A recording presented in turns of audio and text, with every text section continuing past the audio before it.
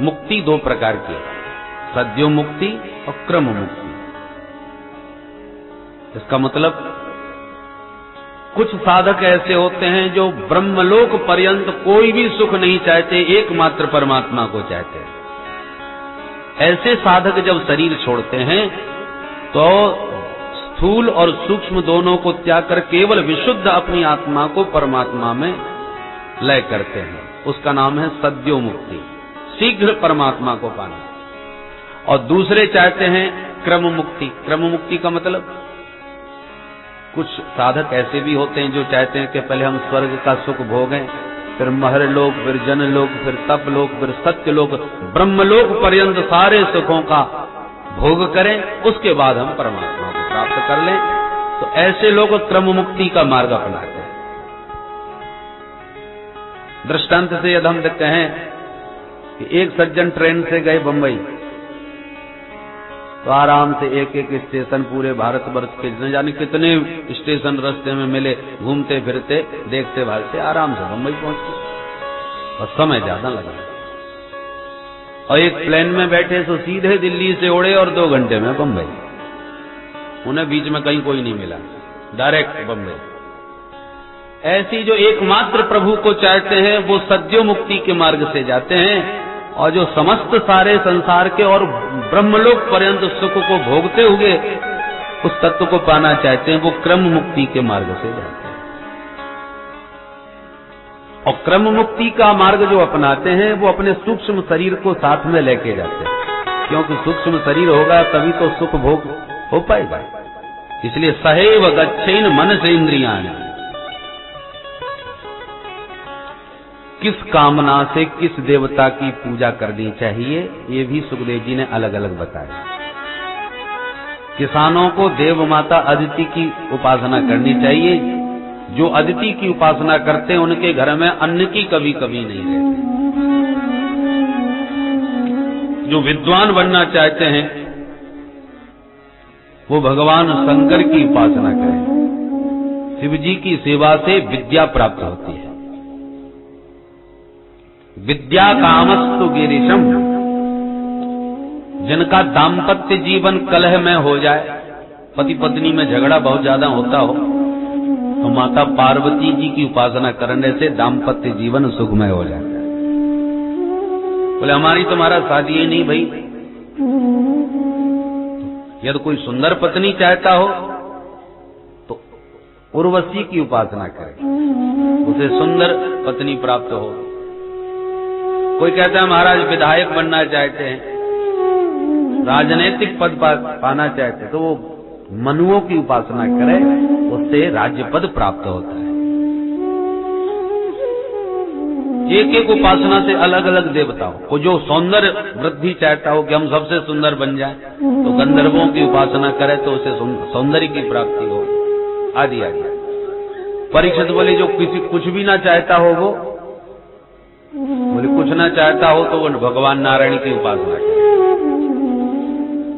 बोले जब हमें कुछ चाहिए नहीं फिर उपासना क्यों? सुखदेव जी कहते हैं परीक्षित, मनुष्य शरीर जो मिला है वो उपासना के लिए ही मिला है, और उपासना के लिए प्राप्त शरीर को ये जीव वासना में ही समाप्त कर देता है।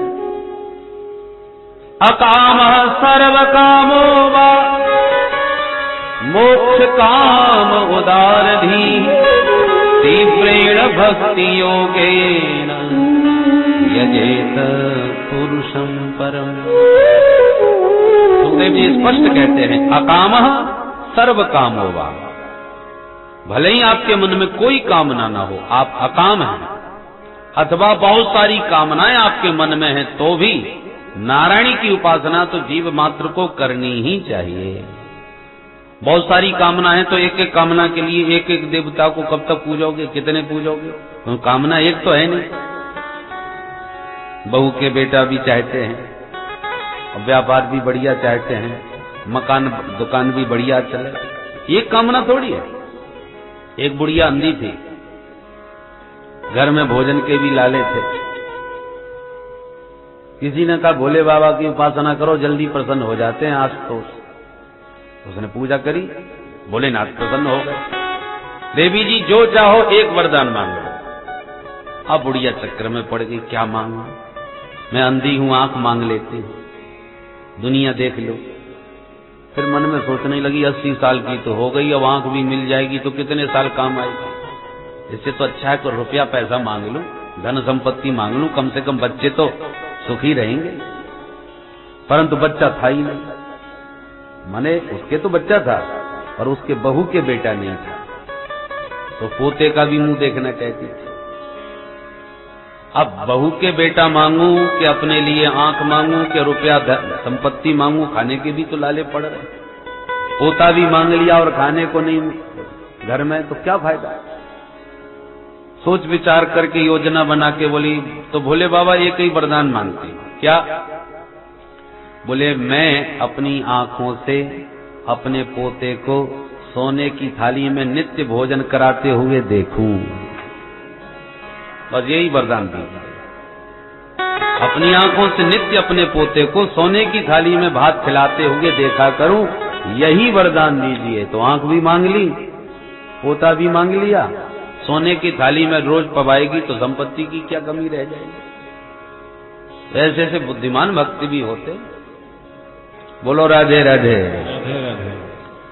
तो हमारे सुखदेव जी कहते हैं सर्व कामो वा, कितनी भी कामनाएं हैं, ये सारे देवताओं की सेवा पूजा का समर्पण नारायण में ही होता है, इसलिए उनकी उपासना कर लो तो सब देवता प्रसन्न हो जाए। वृक्ष के पत्तों को, पुष्पों को, शाखाओं को सींचने से अच्छा है अकेली जड़ में पानी डाल दो, सारे वृक्ष को पानी मिलेगा।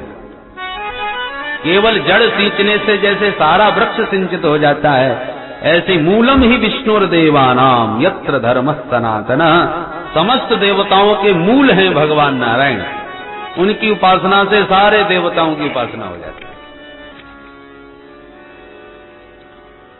मनुष्य शरीर पा करके भी परीक्षित, जो प्रभु की उपासना नहीं करते, ऐसे मानव भी पशु तुल्य होते हैं, और 4 पशु उनकी प्रशंसा करते हैं। कौन कौन? बोले स्वभिट वराहोष्ट खरई संस्कृत पुरुष पशु। वो जो पुरुष पशु हैं, पुरुष पशु माने जो केवल खाना पीना सोने तक ही अपनी बुद्धि और विचारों को सीमित रखते हैं, आगे पीछे की कुछ भी नहीं सोचते, ऐसे नर पशुओं की ये सामान्य पशु प्रशंसा करते हैं। पहला प्रशंसक है कुत्ता, स्वान।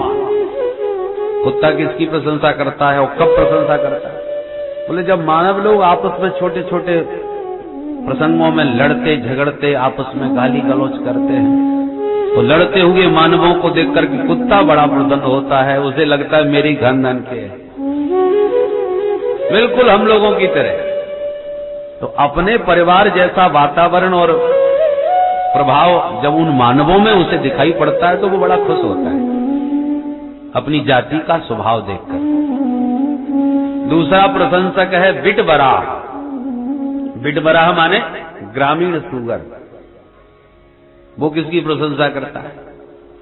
बोले संसार में जो केवल पेट भरने के लिए ही जी रहे हैं, उल्टा सीधा बुरा भला जो मिले जहां से मिले जैसा भी मिले गटक जाओ पा जाओ।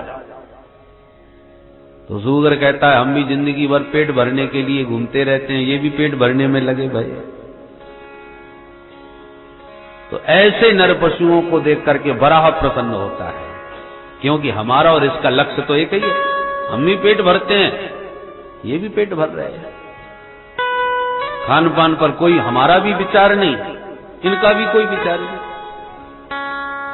जहां जो जैसा मिला। तो बराह उनकी प्रशंसा करता। तीसरा प्रशंसक है ऊंट। ऊंट किसकी प्रशंसा करता है? बोले जिनको थोड़ा बहुत संसार में मान बढ़ाई पद प्रतिष्ठा थोड़ी बहुत मिल जाए तो गर्वेण तुंग सिरा, सीना तान करके मुंह उठा के चलते हैं, नमस्कार और सिर झुकाने में जिन्हें लाज लगने लगती है, ऐसे देहाभिमानियों को देख करके ऊंट प्रसन्न होता है कि बिल्कुल चाल तो हमारी जैसी ही है, जैसे हम मुंह उठा के चलते। बोलो राधे राधे। और चौथा प्रशंसक है गधा। एक भी शब्द अपने मन से नहीं कह रहा, सुखदेव जी कह रहे हैं, बोलो राधे राधे। चौथा प्रशंसक कौन? सुखदेव जी कहते हैं खर। खर माने गधा। स्वबिट बराहोष्ट्र खरई संस्तुतः पुरुष पशु। गधा क्यों प्रशंसा करता? गधा जिंदगी भर बोझा ढोता है मालिक का, कुम्हार का, मिट्टी ढोवे, ईंटा ढोवे, न जाने क्या क्या, पर गधे को कभी धन्यवाद नहीं देता कोई भी। आज तक गधे को कोई पुरस्कार कहीं नहीं मिला कि बेचारा सारा जीवन परिश्रम किया, इतना बोझा ढोया। अरे यहां तक कि जिसका बोझा ढोता है, जब बोझा ढोने के मतलब का नहीं रहता तो वही डंडा मार के भगा देता, निकाल जाता। गधा कहता है जो हमारा हाल सो इनका हाल। जिन घर गृहस्थी का बोझा ढोने में सारी जिंदगी लगाए बैठे हैं, जब शरीर साथ नहीं देता तो वे ही घर वाले उसे भार समझने लगते हैं। संभव तो प्रयास तो यही करते हैं कि निकल जाए, खरी खटी सुनाने लग जाते हैं। जाओ वृंदावन में जाके भजन करो, खोपड़ी चाटते रहते हो पड़े पड़े, खूब खरी खोटी सुनाते हैं, धक्का भी मारते हैं। तो गधा कहता है जो गति हमारी वही सोई गति इनकी भाई। वो भी प्रसन्न होता है अपने जैसे हाल मानवों के देखकर। तो ये चार पशु हैं जो नर पशुओं की प्रशंसा करते हैं। इसलिए जीवन का जो परम लक्ष्य है, उद्देश्य है, उसे नहीं भूलना चाहिए। परीक्षित ने अब प्रश्न किया कि महाराज ये बताइए, सारे संसार को हमारे प्रभु बनाते कैसे हैं और कैसे ये संसार बनता है? तब सुखदेव जी को ध्यान आया कि अभी हम मंगलाचरण नहीं किए। कथा प्रारंभ हो गई तो मंगलाचरण नहीं हुआ, तो आंख बंद करके पहले मंगलाचरण किया, उसके बाद इस प्रश्न का जवाब। तपस्विनो दान परायसस्विनो मनस्विनो मंत्रिविदः सुमंगलाः क्षेमं न विन्दन्ति विना यदर्पणम् तस्मै सुभद्रस्रवसे नमो नमः। सुखदेव जी महाराज मंगलाचरण में ध्यान करते हुए कहते हैं कि कोई जीवन में कितना भी बड़ा तप करे, कितना भी बड़ा तेजस्वी, तपस्वी, यशस्वी, मनस्वी हो, पर क्षेमम न विन्दन्ति बिना यदर्पणम, जब तक वह प्रभु के चरणों में समर्पण नहीं करेगा, अपना आत्म समर्पण, तब तक उसका कभी किसी काल में कल्याण होने वाला नहीं। ऐसे प्रभु के चरणों में मैं बारंबार प्रणाम करता हूं। व्यास जी ने इस प्रकार से भगवान का स्मरण किया। साधन सब करो भैया, तप करो, भजन करो, दान करो, पुण्य करो, परंतु मैं कर रहा हूं ये अभिमान मत रखो। वो सब प्रभु की कृपा से हो रहा है, मेरा आपकी कृपा से सब काम हो रहा है। करते हो तुम कन्हैया, मेरा नाम हो रहा है। ये बात कहे नहीं, अनुभव करे, हृदय से इस बात को मानता रहे, स्वीकार करता रहे, तो जीवन में व्यक्ति कभी पतित नहीं होगा, कभी उसे अहंकार ग्रसित नहीं होगा। जब हम ये मानने लगते हैं हम इतने बड़े विद्वान, गीता, भागवत, रामायण हमें सब कंठस्थ, तो फिर हो ही नहीं सकता कि हमारी बुद्धि खराब ना हो जाए। मैं विद्वान, मैं धनवान, मैं पहलवान, यही मैं जीव का पतन कराता है। इसलिए जो मिला है उसे भगवत प्रसादी मान के स्वीकार करे, उसमें अपना अहंकार न भरे। बिजली जल रही है, पावर हाउस से कनेक्शन फिट है इसलिए, और यदि वहीं से लाइन काट दी गई तो सारे उपकरण बेकार। क्या हुआ? बोले बिजली गई, 1 मिनट में अंधकार छा गया। उसी प्रकार जहां से वह दिव्य गुण तुम्हें प्राप्त हो रहे हैं, जिसकी कृपा से प्राप्त हो रहे हैं, उस पावर हाउस को नहीं भूलना चाहिए। सारा पावर वहीं से आ रहा है। और जब हम अपने अहंकार में अपने गीत गाने लगते हैं, सो ठाकुर जी पावर काट देते हैं।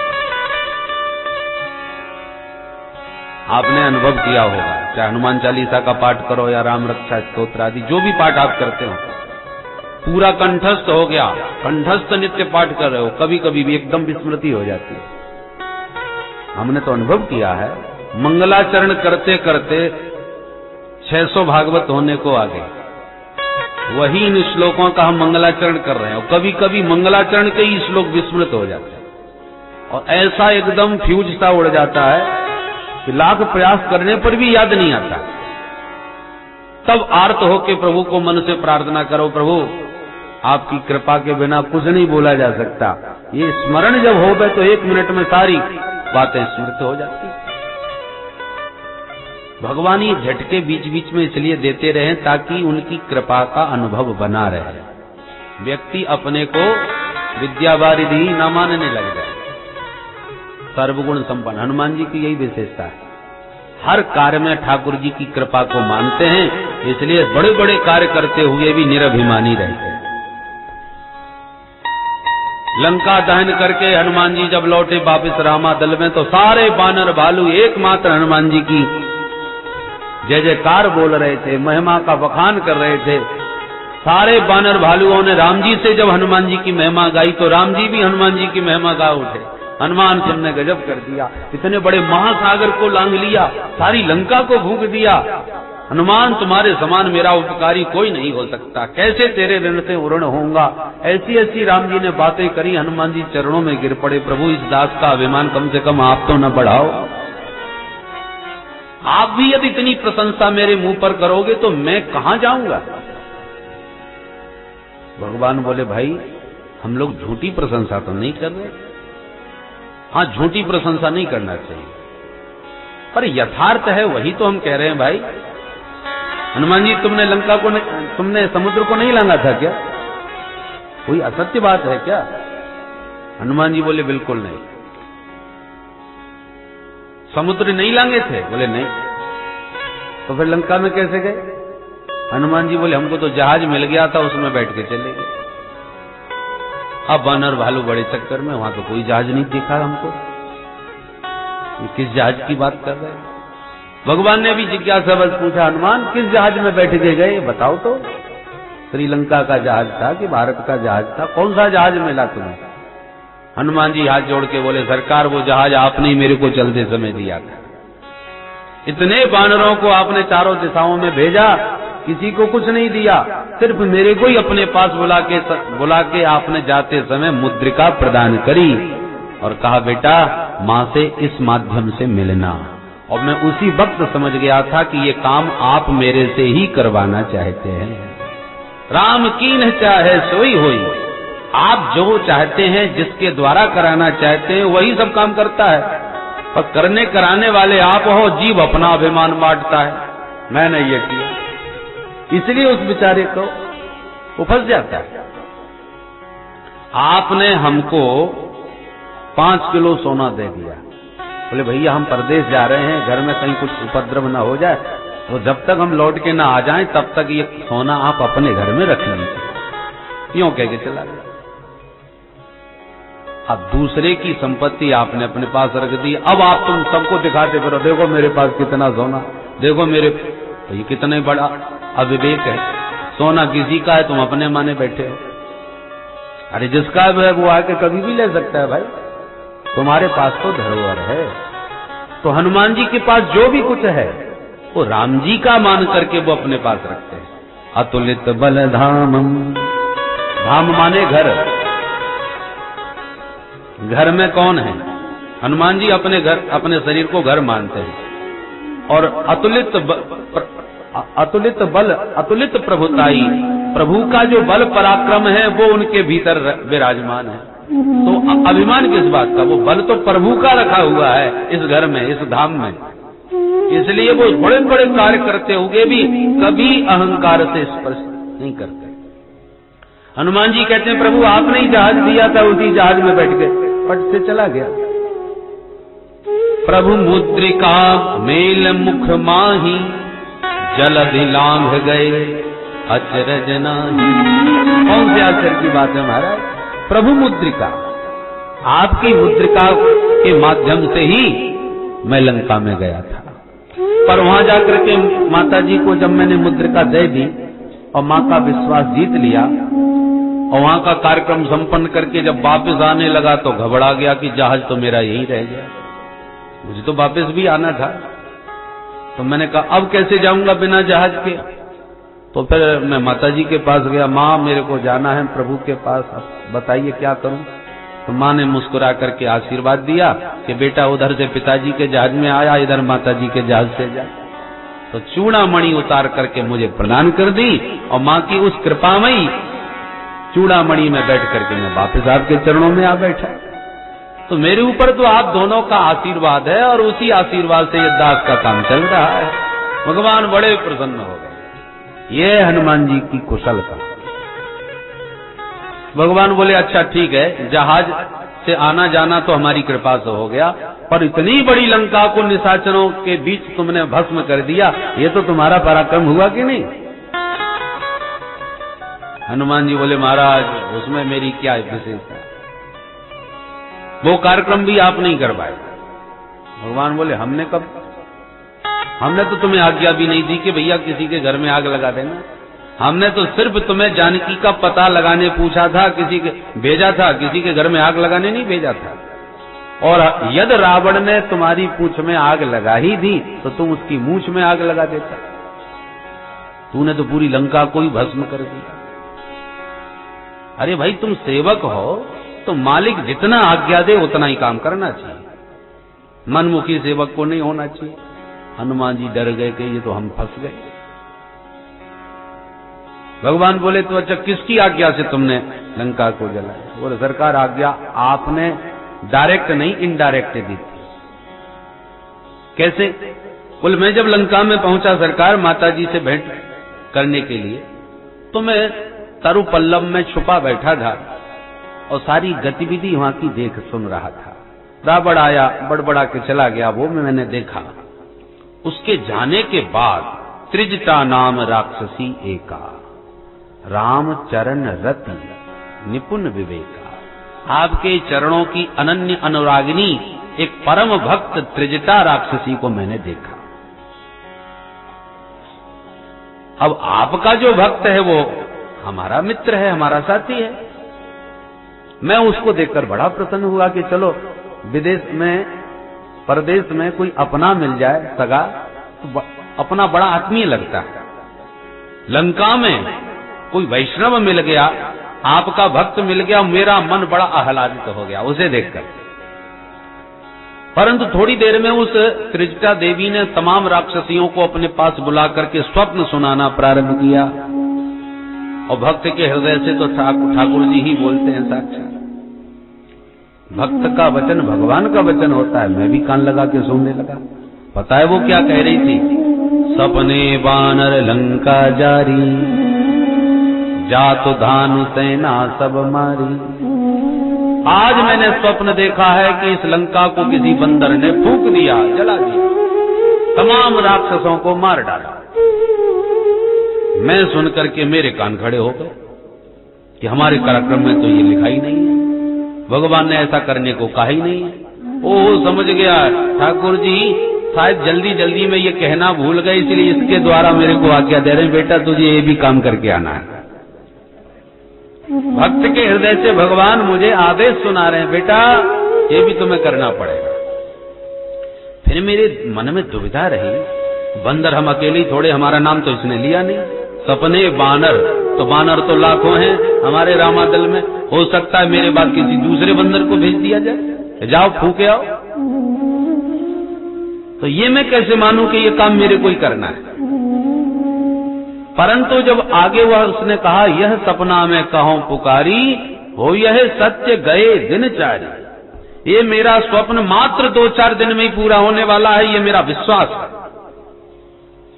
तब मुझे लगने लगा कि निश्चित तब तो ये काम मेरे को ही करना होगा, क्योंकि 2-4 दिन में दूसरा बंदर आने वाला नहीं है। सारे बंदर अपना अपना बल बखान कर चुके थे समुद्र तट पर कि मैं इतना योजन जा सकता हूं, मैं इतनी दूर जा सकता हूं। कोई कहता मैं पार भी जा सकता हूं, पर लौटने की कोई गारंटी नहीं।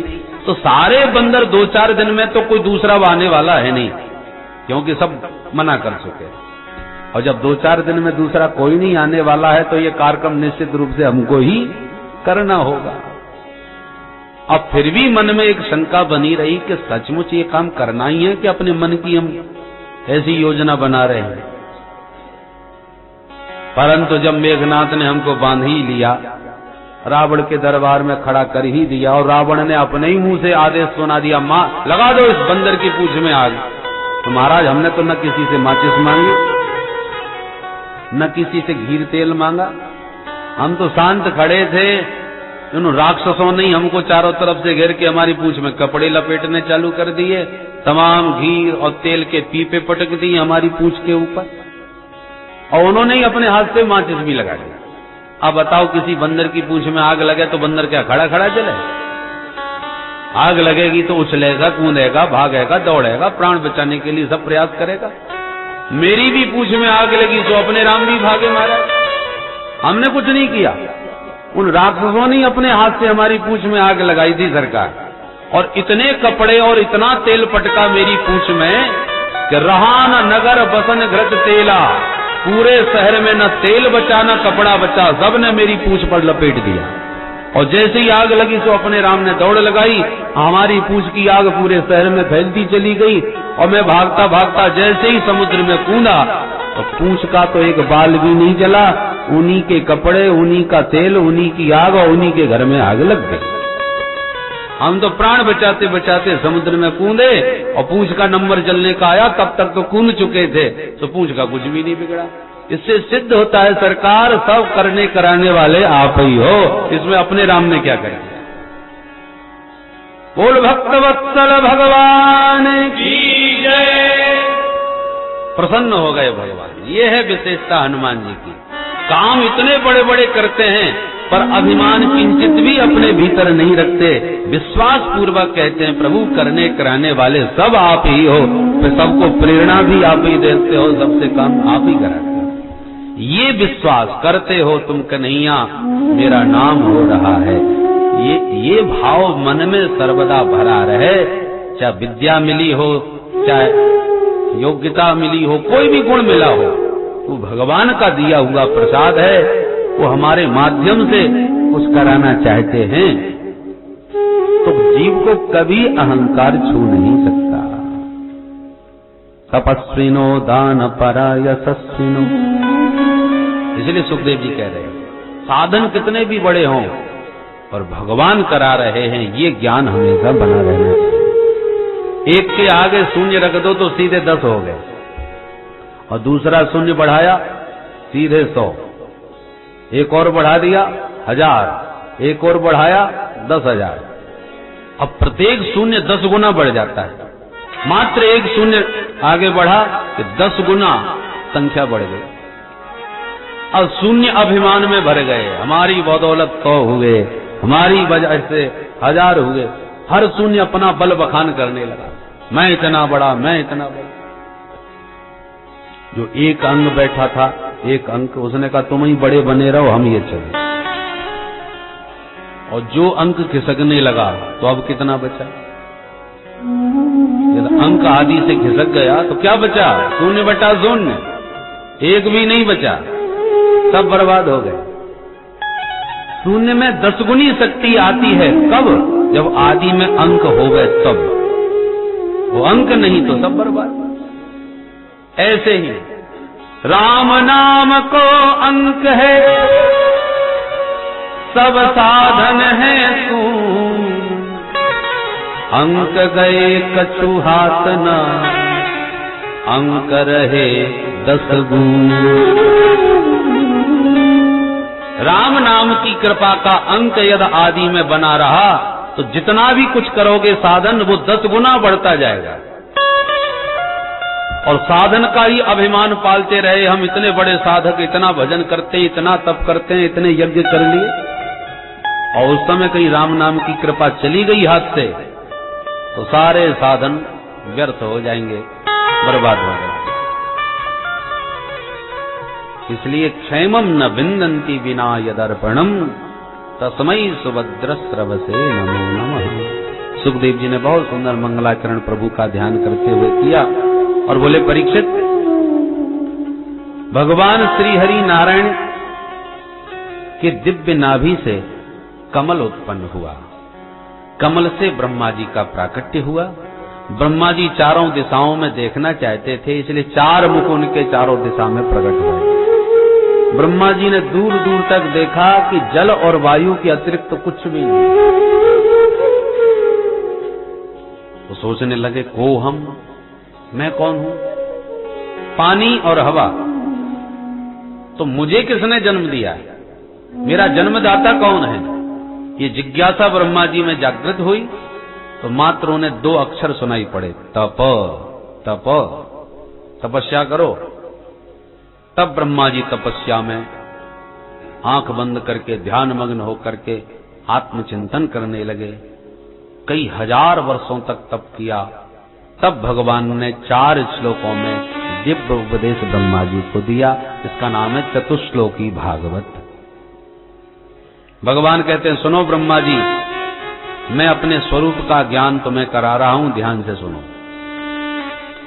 अहमेवा समेवाग्रे नानयत् तदसत्परम् पश्चादहं यदेतच्च यो वसिष्येत सोऽस्म्यहम् ऋतेऽर्थं यत् प्रतीयेत न प्रतीयेत चात्मनि तद्विद्यादात्मनो माया यथा भासो यथा तमः। भगवान ने उपदेश दिया ब्रह्मा जी को, अहम एव अग्रे। ब्रह्मा जी, सृष्टि के आदि में एकमात्र मैं ही मैं था, न अन्यत, मेरे अतिरिक्त कुछ भी नहीं था। जब आपके अतिरिक्त कुछ भी नहीं था तो ये संसार आपने कैसे बना दिया? प्रभु, आपके अतिरिक्त कम से कम कुछ तो मटेरियल आपके पास होगा जिससे आपने ये सारी दुनिया का निर्माण कर दिया। हवा, पानी, आकाश, कुछ तो होगा।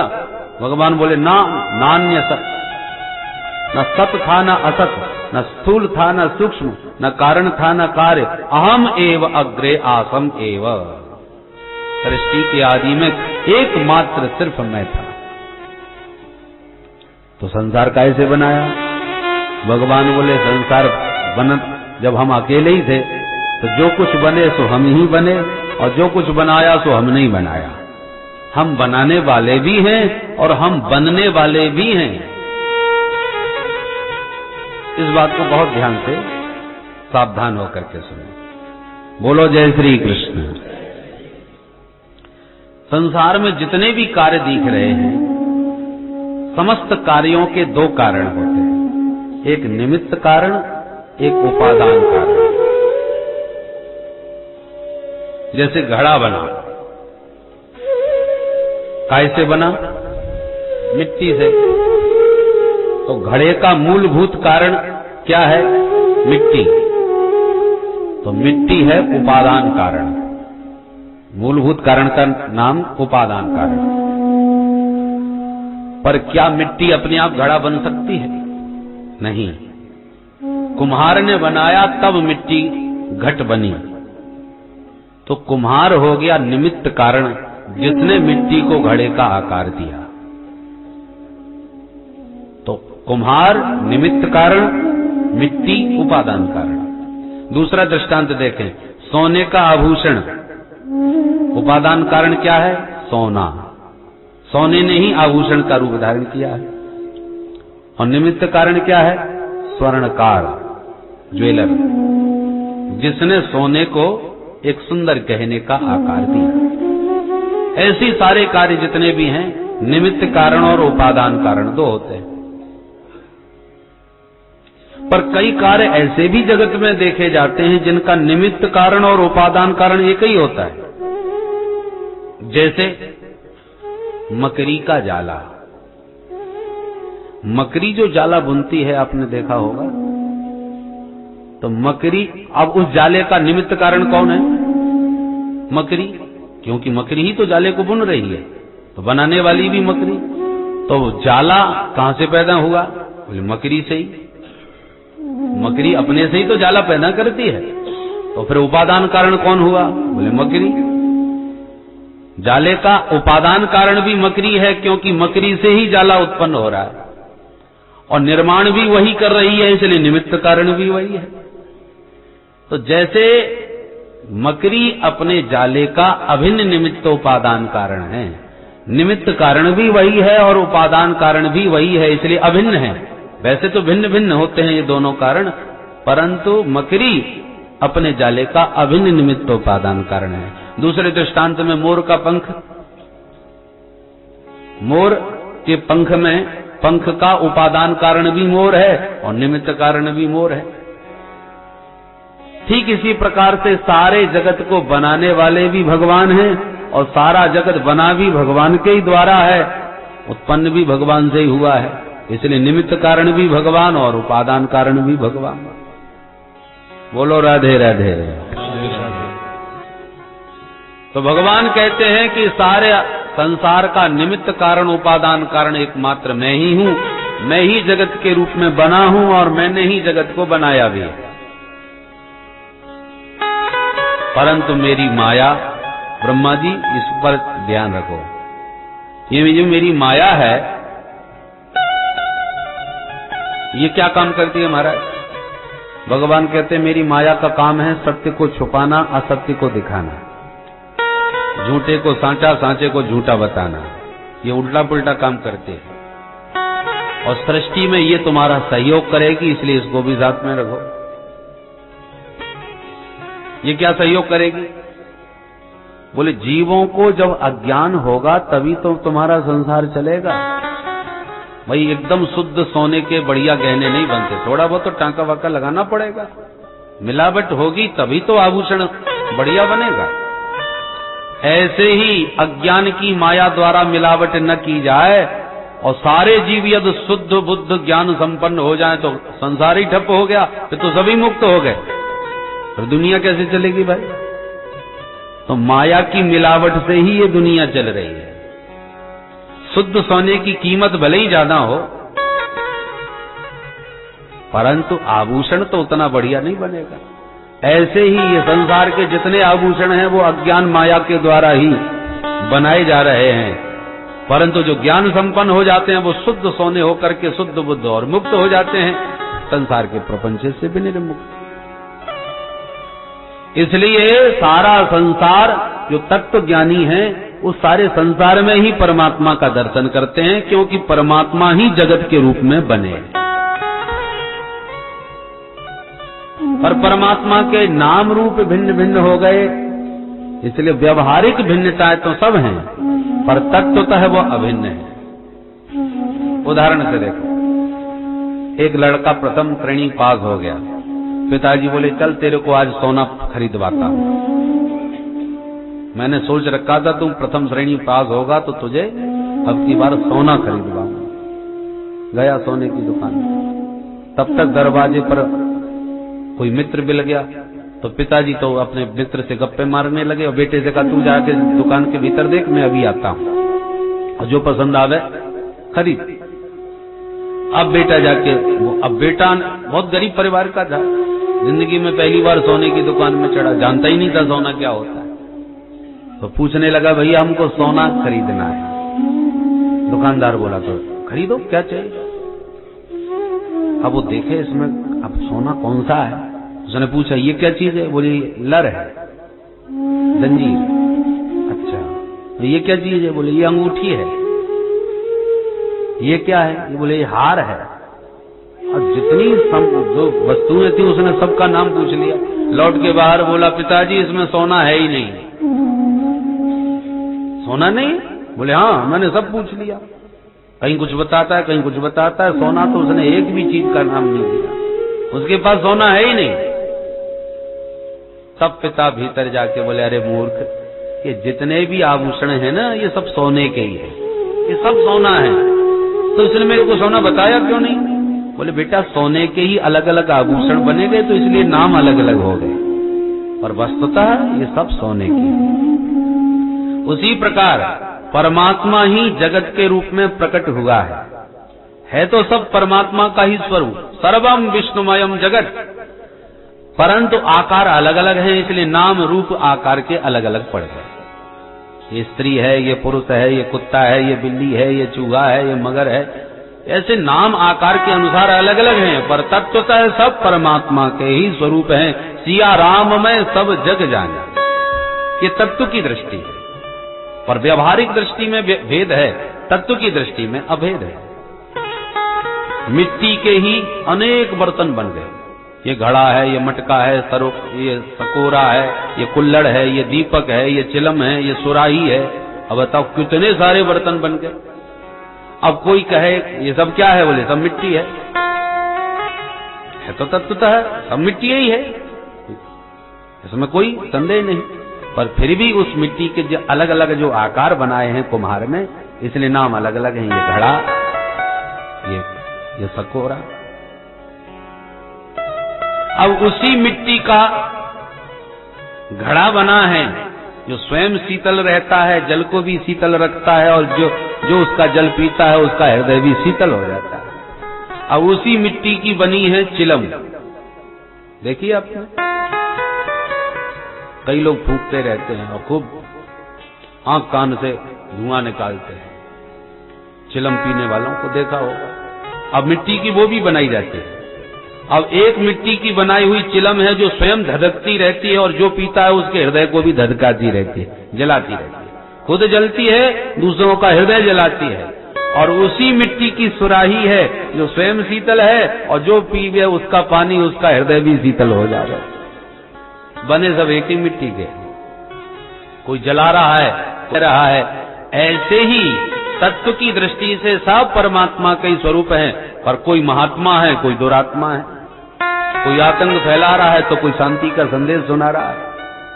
तो तत्वज्ञानी दृष्टि से तत्वज्ञ पुरुष जो हैं वो सब में उसी ईश्वर की सत्ता का अवलोकन करते हैं।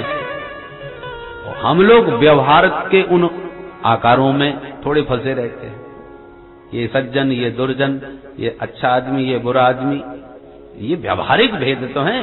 व्यवहारिक भेद मानने व्यवहार में आवश्यक है, पर तत्व की दृष्टि से सर्वम खलमिदं ब्रह्म सर्वम विष्णुमयम जगत,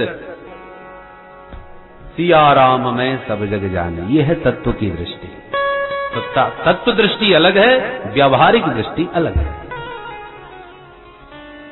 इस प्रकार से बड़ा ही सुंदर भगवान ने ब्रह्मा जी को चतुश्लोकी के माध्यम से अपने स्वरूप का ज्ञान कराया और समझाया कि ब्रह्मा जी ये ज्ञान तुम्हें हमेशा बना रहे, तो भवान कल्प विकल्पेषु न विमुह्यति करिहिचित। ये ज्ञान जिसको ठीक से समझ में आ जाए वो भगवान की माया से कभी मोहित नहीं होता, वो तत्व ज्ञान संपन्न हो जाता है। बोल भक्तवत्सल भगवान जय। इस प्रकार से बड़ा सुंदर उपदेश दिया और तब ब्रह्मा जी सृष्टि करने में सक्षम हुए। इसके साथ ही भागवत के 10 लक्षणों का निरूपण करने के साथ द्वितीय स्कंद को विराम। आइए तृतीय स्कंद में प्रवेश करते हैं, परंतु उसके पहले गोविंद का मंगलमय नाम स्मरण कर लें, उसके बाद तृतीय स्कंद की चर्चा प्रारंभ करें। अरे कोई कहे गोविंद, कोई गोपाला, अरे मैं तो कहूँ सावरिया बांसुरिया वाला,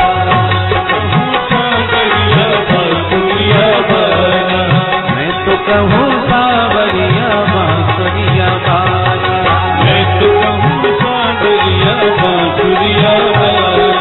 कोई कहे गोविंद, कोई गोपाला, कोई कहे गोविंद, कोई गोपाला, मैं तो कहूँ सावरिया बांसुरिया वाला, मैं तो कहूँ सावरिया बांसुरिया वाला। गोविंदा गोपाला, गोविंदा गोपाला, राधा ने श्याम कहा मीरा ने गिरधर, राधा ने श्याम कहा मीरा ने गिरधर, राधा ने श्याम कहा मीरा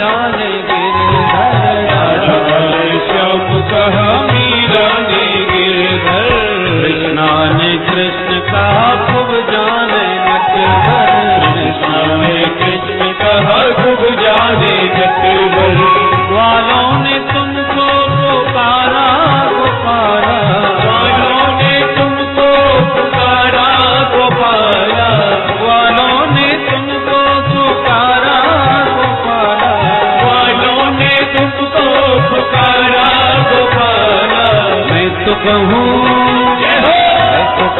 बावरिया बांसुरिया वाला। ताली बजा के बांसुरिया वाला।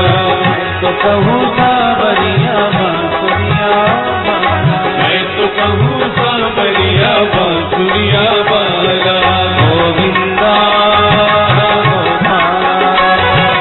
गोविंदा गोपाला।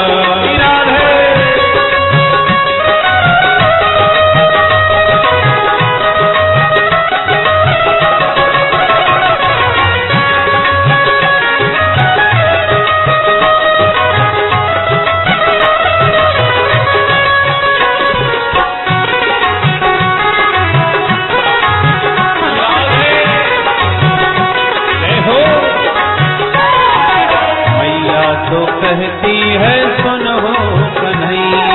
मैया तो कहती है सुनो कन्हैया। मैया तो कहती है सुनो कन्हैया। मैया तो कहती है सुनो कन्हैया। घनश्याम कहते हैं बलराम भैया। घनश्याम कहते हैं बलराम भैया। सूरा की आंखों के तुम हो उजाला। सूरा की आंखों के तुम हो उजाला। सूरा की आंखों के तुम हो उजाला। सूरा की आंखों के तुम हो उजाला। मैं तो कहूँ बावरिया बांसुरिया। मैं तो कहूँ बावरिया बांसुरिया वाला। कोई कहे गोविंद कोई गोपाला। कोई कहे गोविंद कोई गोपाला। मैं तो कहूँ बावरिया बांसुरिया वाला। मैं तो कहूँ बावरिया बांसुरिया वाला। गोविंदा गोपाला। गोविंदा गोपाला। जय हो।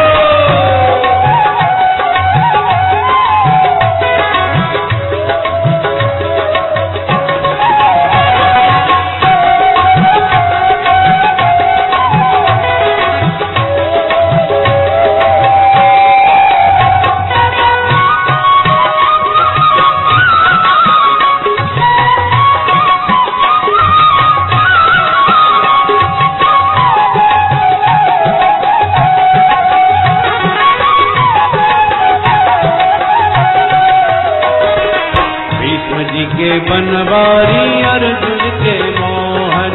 भीष्म जी के बनवारी अर्जुन के मोहन। भीष्म जी के बनवारी अर्जुन के मोहन। भीष्म जी के बनवारी अर्जुन के मोहन। अरे छलिया भी कह करके बोला दुर्योधन। छलिया भी कह करके बोला दुर्योधन। छलिया भी कह करके बोला दुर्योधन। छलिया भी कह करके बोला दुर्योधन। कंसा तो कहता है जल कर टिकाला। कंसा तो कहता है जल कर टिकाला। कंसा तो कहता है जल कर टिकाला। कंसा तो कहता है जल कर टिकाला। मैं तो कहूँ बावरिया बांसुरिया वाला। मैं तो कहूँ बावरिया बांसुरिया वाला। अरे मैं तो कहूँ बावरिया बांसुरिया वाला। मैं तो कहूँ बावरिया बांसुरिया वाला। गोविंदा गोपाला। गोविंदा गोपाला।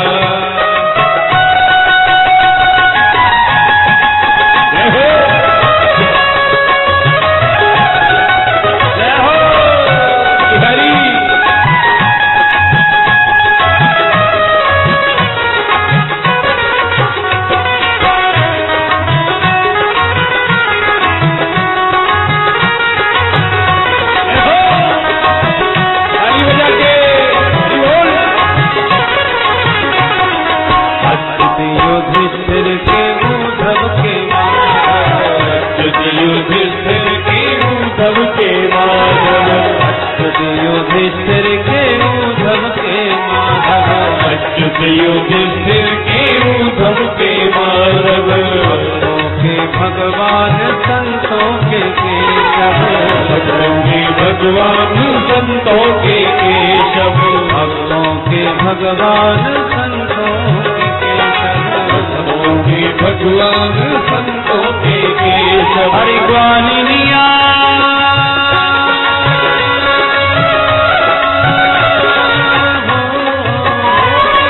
ग्वालिनिया तुमको पुकारे नंदलाला, ग्वालिनिया तुमको पुकारे नंदलाला। मैं तो कहूँ सावरिया मैं तो कहूँ सावरिया बांसुरिया वाला। कोई कहे गोविंद कोई गोपाला, कोई कहे गोविंद कोई गोपाला। मैं तो कहूँ सावरिया बांसुरिया वाला, मैं तो कहूँ सावरिया बांसुरिया वाला। बांसुरिया वाला, मेरो बांसुरिया वाला, ओ मेरो बांसुरिया वाला, बांसुरिया वाला, मेरो बांसुरिया वाला, मेरो बांसुरिया वाला, बांसुरिया वाला, मेरो बांसुरिया वाला, मेरो बांसुरिया वाला, मेरो बांसुरिया वाला, बांसुरिया वाला, मेरो बांसुरिया वाला, मेरो बांसुरिया वाला, मेरो बांसुरिया वाला, मेरो बांसुरिया वाला, मेरो बांसुरिया वाला, मेरो बांसुरिया वाला, बांसुरिया वाला, मेरो बांसुरिया वाला, बांसुरिया वाला, मेरो बांसुरिया वाला, बांसुरिया वाला, मेरो बांसुरिया वाला, बांसुरिया वाला, मेरो बांसुरिया वाला, बांसुरिया वाला, मेरो बांसुरिया वाला, बांसुरिया वाला, बांसुरिया वाला, बांसुरिया वाला, बांसुरिया वाला,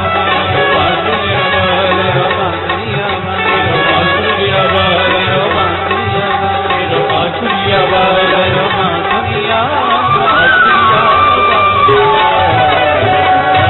बोलबंसी वाले की जय, भक्तवत्सल भगवान की जय, जय जय श्री राधे।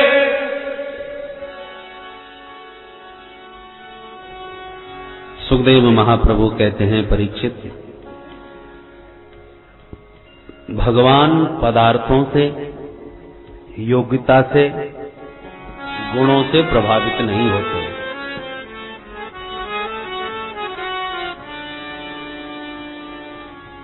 कुछ लोग कहते हैं हम तो अभी बच्चे हैं, भजन पूजन करना तो बुढ़ों का काम है। तो वृद्धों को भगवान मिलेंगे, बच्चों को नहीं, ऐसी बात नहीं। ध्रुव को मात्र 5 वर्ष की अवस्था में ही परमात्मा का साक्षात्कार हुआ।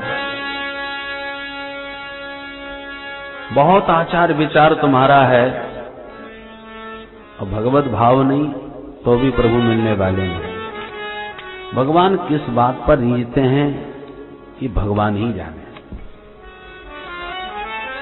किसी को घर में मिले, किसी को वन में मिले,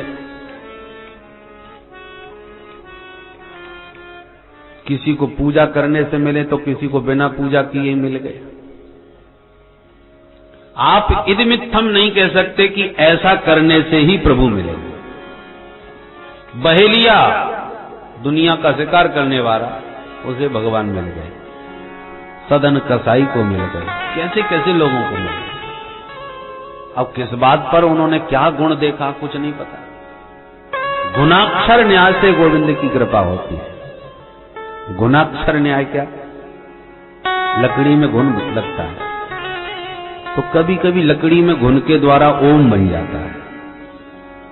अब किसी ने किसी लकड़ी में घुन के द्वारा ओम बना देख लिया तो वो सोचे कि मैं अपनी लकड़ी पे भी घुन के द्वारा ओम बनवाऊंगा, तो टनों लकड़ियां बर्बाद हो जाएं, फिर भी कोई गारंटी नहीं कि घुन से ओम बन जाएगा। तो इसमें कैसे बन गया भाई? बोले इसमें न जाने कैसे बन गया है, घुन को भी नहीं मालूम। वो तो अनायास बन गया। तो दूसरी लकड़ी पर वैसा ही घुन ओम बना देगा, ये नहीं कहा जाएगा।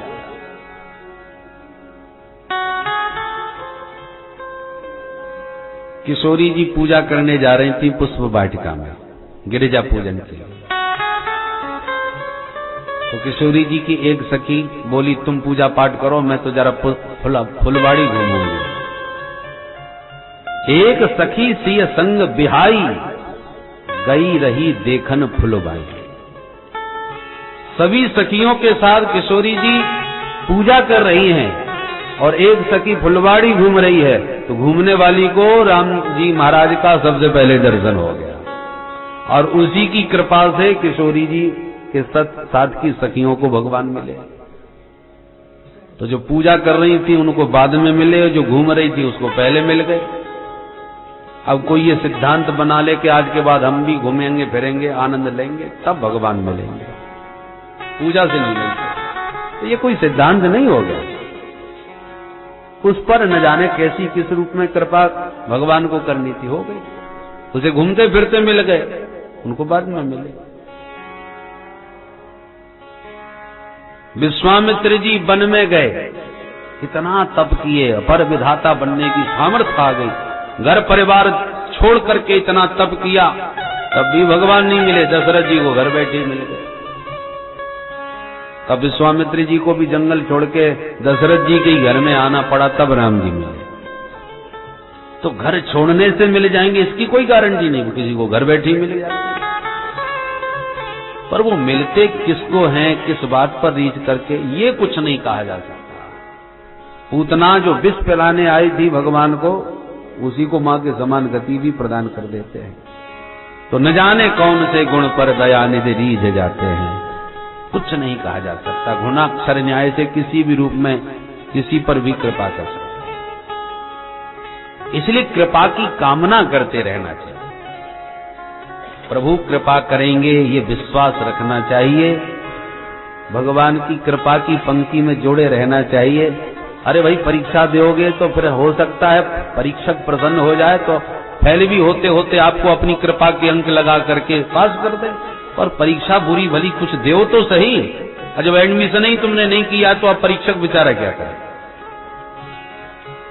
विद्यार्थी कमजोर है तो परीक्षक कृपा करे, पास कर सकता है, परंतु एडमिशन ही नहीं हुआ है उसका, तो अब वो क्या करे। ऐसी प्रभु की कृपा का आश्रय तो लो, कृपा की पंक्ति में तो जुड़ो, लाइन में तो लगो। फिर भगवान की कृपा होगी कि नहीं होगी कि किस रूप में होगी, ये उसके ऊपर कृपा के अधिकारी तो तुम तब बनोगे जब कृपा की कामना तो करो, तब कृपा हो। सबरी भीलनी सब लोग घृणा करते थे, जब से आई है सरोवर में कीड़े लग गए हैं, कीड़े पड़ गए, ये महापापनी है, दुष्टा है, कुलटा है, न जाने लोग क्या क्या बोलते थे। मतंग मुनि ने कृपा करी, आश्रय दिया आश्रम में। छोटी सी बच्ची थी सबरी, जब मतंग मुनि के आश्रय में आई। बाबा का शरीर पूरा होने को आया, चलने लगे परम धाम। सबरी चरणों में गिर के रोने लगी, गुरुदेव आपकी कृपा से ये आश्रय मिला, अब क्या होगा। तो गुरुदेव बोले चिंता न कर, तुम कहीं मत जाना, यहीं रहना, तुझे कहीं भटकने की आवश्यकता नहीं, राम जी तुझे यहीं दर्शन देने आए। बस गुरुदेव के इन वचनों पर पूर्ण विश्वास कर ले। ये दृढ़ संकल्प किया कि गुरुदेव का वचन कभी झूठा नहीं हो सकता, और उसी विश्वास के बल पर वृद्धा हो गई, बुढ़िया बन गई।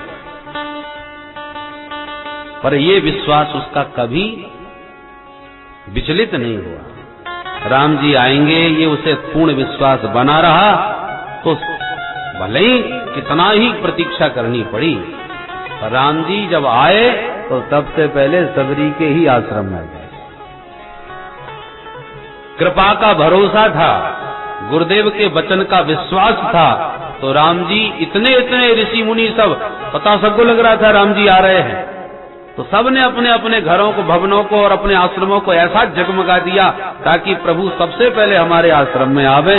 सबके चमचमाते हुए आश्रम धरे रहे और राम जी पूछते पूछते सबरी माँ के आश्रम में पहुंच गए। ये दिव्य प्रेम, ये दिव्य प्रतीक्षा, ये गुरुदेव के वचनों का विश्वास राम जी को बरबस खींच लाया। तो कृपा की हम पात्रता तो रखें, प्रयास तो करें, तो प्रभु निश्चित रूप से कृपा करेंगे। कब करेंगे? धैर्य नहीं होना चाहिए। प्रतीक्षा से प्रभु प्राप्त होते हैं। सबरी ने तो सारे जीवन प्रतीक्षा करी, हम लोगों के पास धैर्य नहीं है।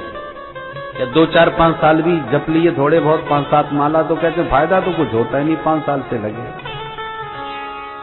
तो हमको तुरंत लाभ, तो धैर्य हमारा तुरंत छूटता है। नारद जी महाराज पूर्व जन्म में जब दासी पुत्र थे तो संतों ने कहा था बेटा इस जन्म में नहीं, अगले जन्म में तुझे प्रभु मिलेंगे। तो नाचने लगे कि वाह, संत ने कहा है तो मिलेंगे तो सही, भले ही अगले जन्म में सही। हमें तो 4 साल की प्रतीक्षा कठिन होती है, वो तो अगले जन्म की प्रतीक्षा के लिए तैयार थे। इतना अनेक जन्मों की साधना लगती है तब उसकी प्राप्ति हो। अरे छोटी मोटी डिग्रियां पाने के लिए कितनी मेहनत स्वाध्याय की करनी पड़ती है विद्यार्थियों को, तब जाके डिग्री मिलती है। तो जिस तत्व को पाने के बाद संसार में फिर कुछ भी पाना नहीं रह जाता, जिसको जानने के बाद कुछ जानना नहीं रह जाता, उसको पाने के लिए भी तो कुछ करना पड़ेगा, प्रतीक्षा तो करनी पड़ेगी, प्रयास भी करना पड़ेगा। फिर कृपा उसकी किस रूप में हो। विदुर जी महाराज दासी पुत्र और दुर्योधन इतना बड़ा संपन्न राजा युवराज, परंतु प्रभु द्वारकानाथ जब आए तो दुर्योधन के 56 व्यंजन धरे रह गए, चाखे तक नहीं। और विदुर जी के यहां बिन बुलाए पहुंच गए। तो पात्रता है तो प्रभु बिन बुलाए आएंगे, और पात्रता नहीं है तो प्रदर्शन चाहे जितना करते रहो। प्रदर्शनों से प्रभावित थोड़ी होते हैं प्रभु, प्रदर्शनों से संसारी प्रभावित हो सकते हैं कि बढ़िया चमचमाती दुकान है तो मटेरियल कैसा भी हो चलेगा। आकर्षण दुकान का संसार के लोग पसंद कर सकते हैं, और परमात्मा बाहर का आकर्षण पसंद नहीं करते। सबरी मां से बात करते समय कितनी बार भगवान ने उन्हें सुंदरी कह के पुकारा है, करे बरे गामिनी। भगवान क्या उससे कह रहे, विलिनी से, वृद्धा बुढ़िया से कहते हैं हे गजगामिनी। अब बताइए, गजगामिनी, सुंदरी, भामिनी किसको कह रहे हैं? जिसके मुंह में दांत नहीं। तो भगवान बाह्य सौंदर्य से आकृष्ट नहीं होते, वो तो अंतरात्मा के सौंदर्य का निरीक्षण करते हैं। इसका मन, इसकी आत्मा कितनी निर्मल है। निर्मल मन जन सो मोह पावा, मोह कपट छल छिद्र न भावा। बाह्य सौंदर्य कितना भी बढ़िया हो, पर अंतर मन तुम्हारा कितना पावन है, बस उसी पावनता पर भगवान की दृष्टि रहती है। अंतरात्म दृक, गोपियों ने कहा नखल गोपिका नंदनो भगवान अखिल देह नाम अंतरात्म दृक। भगवान समस्त प्राणी मात्र के अंतर्यामी है, और तो जो अंतर्यामी बना भीतर घुसा बैठा है, उससे तुम क्या छुपा सकते हो? तुम्हारे प्रत्येक विचारों को भी वो सुन रहा है, देख रहा है। तो उसी पावनता, गोपियों में बहुत अधिक बाह्य सौंदर्य हो या न हो, रासलीला में जितनी गोपियां आई थी, किसी का हाथ बिगड़ा था तो कोई करछनी हाथ में लिए थे, किसी की एक आंख में काजल था, सब उठपटांग श्रृंगार किए भागी चली गई। पर उनका मन आत्मा कितना निर्मल है, इसी पर माधव रीझ करके महारास में उनका स्वागत करते हैं। ये प्रभु के सौंदर्य की पात्रता गोपियों की तरह होनी चाहिए।